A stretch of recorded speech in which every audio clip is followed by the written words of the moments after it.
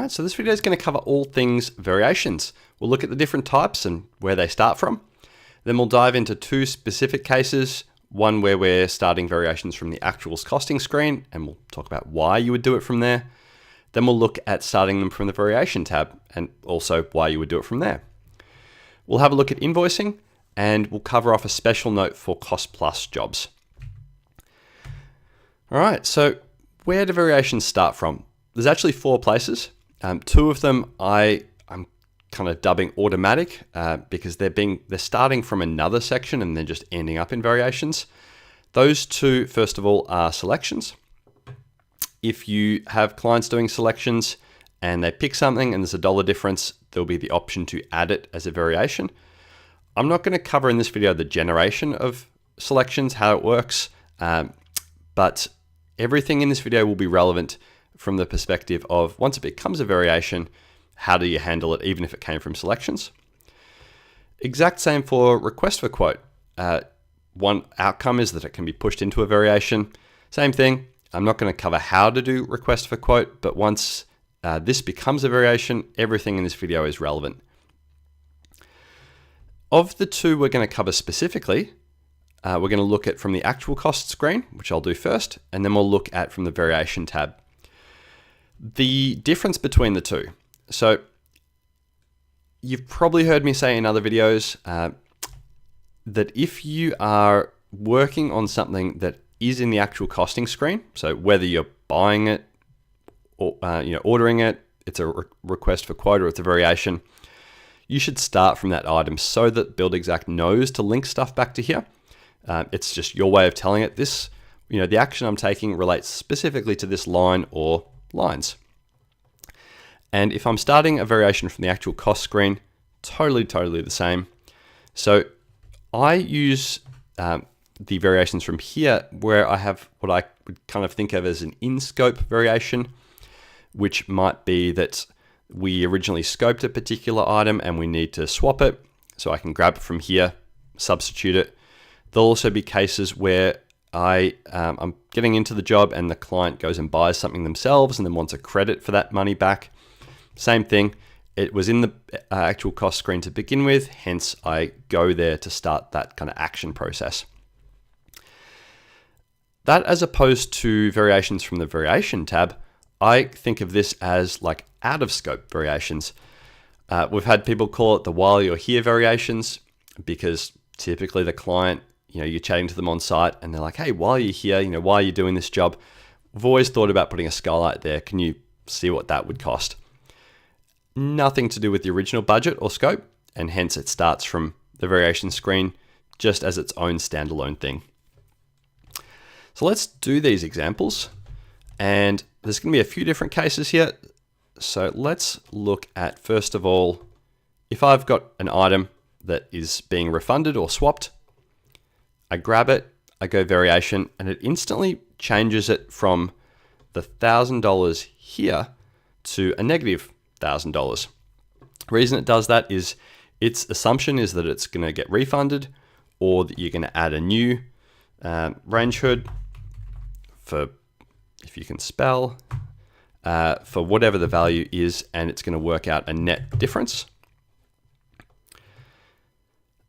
On this point, I just want to kind of highlight one other case here, which is if I had windows in this example. Actually, let's do it for a different one. Let's do this particular one here.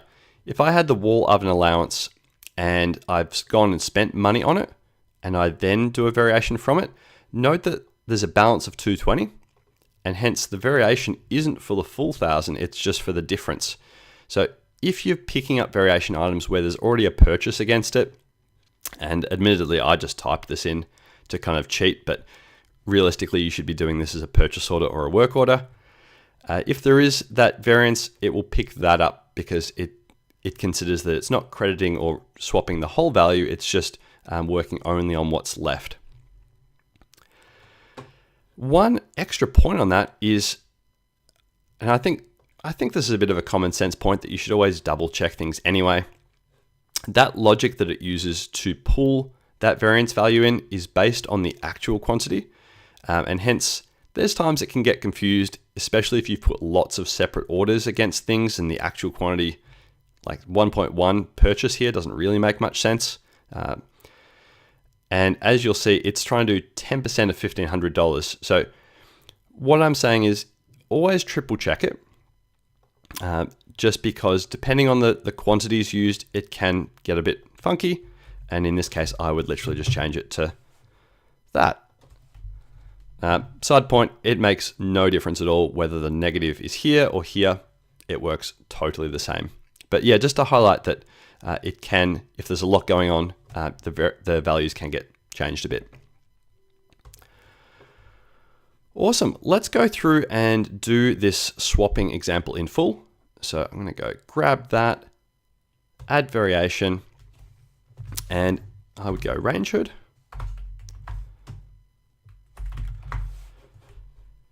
Proposed start date and delay days are totally optional. The case where they're great for proposed start date is when you've kind of explicitly talked about, hey, this will get started on Monday. Put the date in and it just confirms that for you.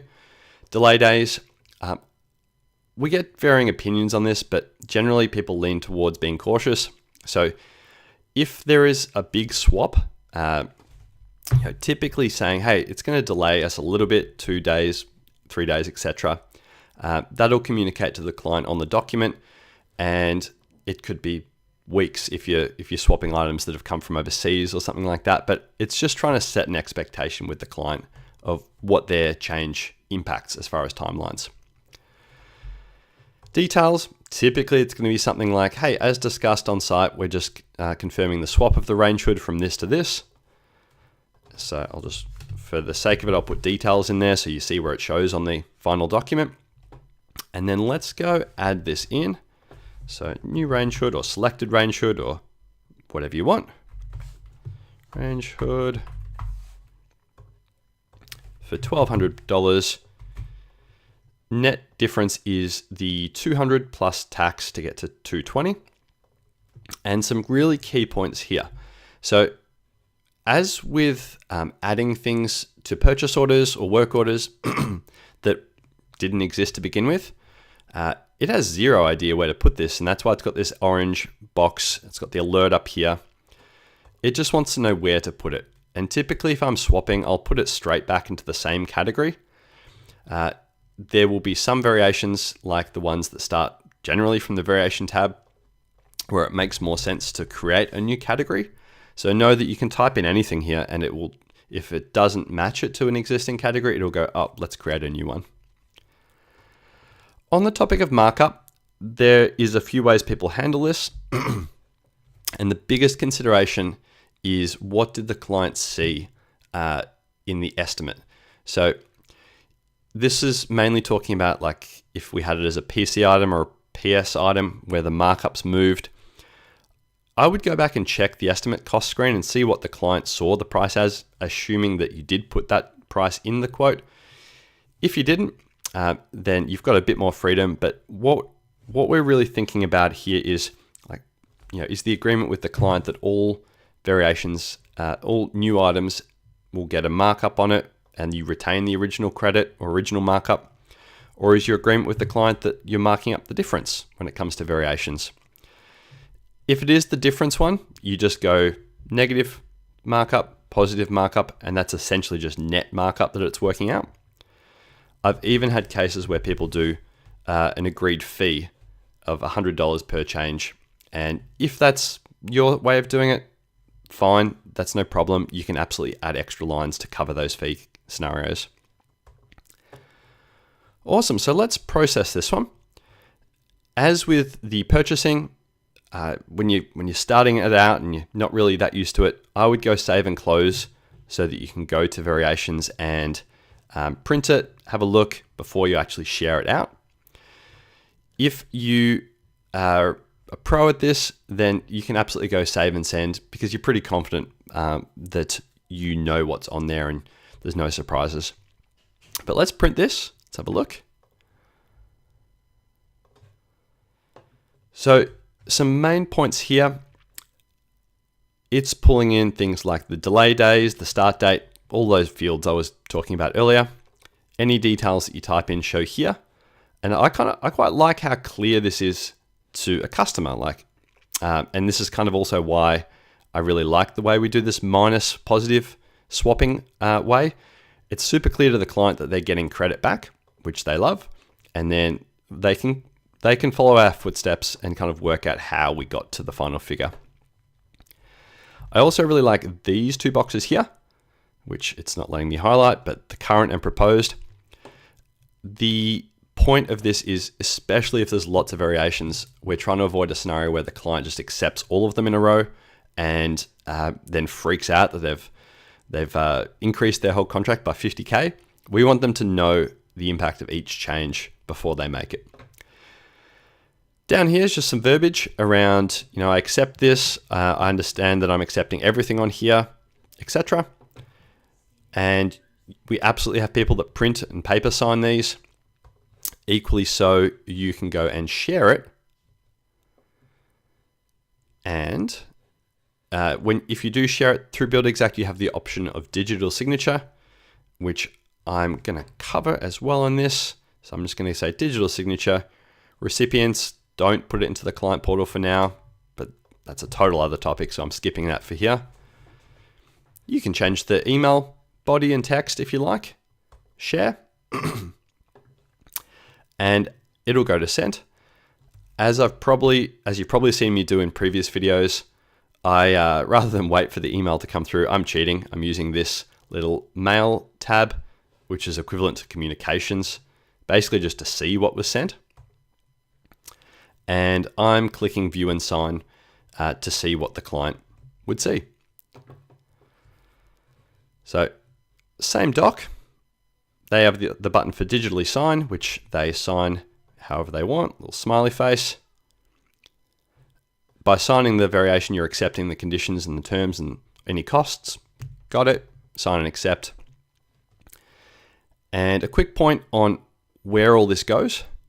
So once they've done that, they get an email, you get an email, and you will also get an alert in the jobs. There it is, right as I talk.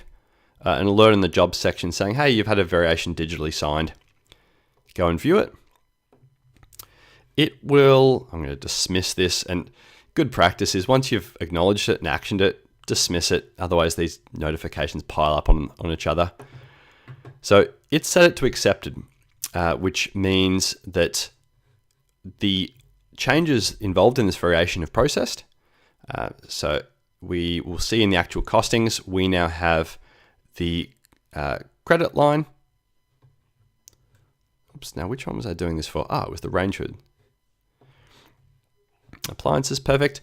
So you'll see I have there they are, the credit line and the new line. As a little side point, I like having stuff organized. So if you need to drag these around and put them in the right order, go for it. I've even had people put notes in to say refunded and refund line, whatever you want, whatever helps you make sense of it, do it.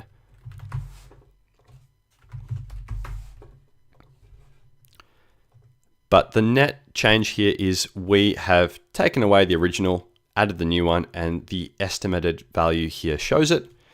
Bonus point, you can click this little up arrow, which the little help thing is sometimes in the way of.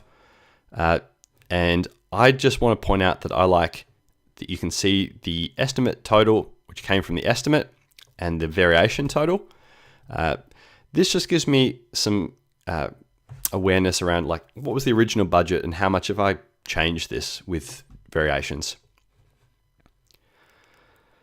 Awesome. Now, before we get into the invoicing, let's go and do the other case, which is, this will be a lot quicker because a lot of the bones of it are totally the same. Starting a variation from the variation tab. So I'm going to go add variation. I mentioned before, this is the out of the blue, out of the original scope changes. So skylight, all the fields exactly the same, add detail as we've discussed already. And so the skylight, so let's say the material for that's whatever it is, 450, and the install is whatever it is, 800.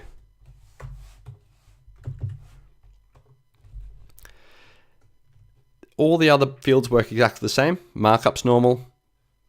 Adding items, displaying it, totally as we've talked about already. Note that when we're printing this, the client will see all of the details. So if you've got lots and lots of things in here, it will be quite detailed. But again, I like the detailed element of it to help the client understand. On the categories box here, there is no category for Skylight, and hence I would probably go Skylight and force it to add a category for that.